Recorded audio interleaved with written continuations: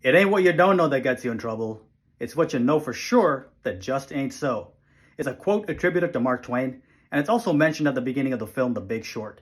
Turns out, antidepressants and our currency have one thing in common: inflation.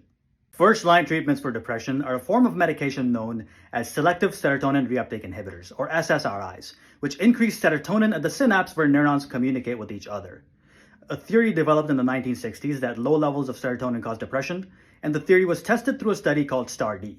Results showed that the first medication trial has about a 27% chance at reversing depression, and the efficacy diminishes with each successive trial. But here's the inflation part. Using imagination to violate protocol rules, after 4 medication trials, a cumulative efficacy of 67% was reported.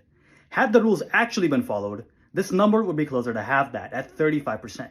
But the reality is, the serotonin hypothesis itself is fundamentally invalid. So it's no wonder the rates of depression are all-time high. Fortunately, we have technology that objectively works. Transcranial magnetic stimulation administered at high frequency increases prefrontal cortex activity, and in turn, this decreases default mode network activity due to anti-correlation, meaning when one goes up, the other goes down. And this network is abnormally hyperactive in depression, which contributes to symptoms like negative automatic thoughts, self-limiting beliefs, ruminations, and even suicidality.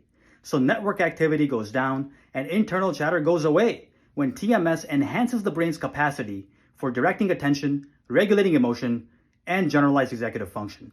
Essentially, TMS reverses depression by putting you back in the driver's seat. And this is consistent with reality, as this naturalistic study found, in which patients who failed medications were free of depression all the way out 12 months after TMS. So if we can avoid the guesswork and the side effects, shouldn't we start with TMS in the first place?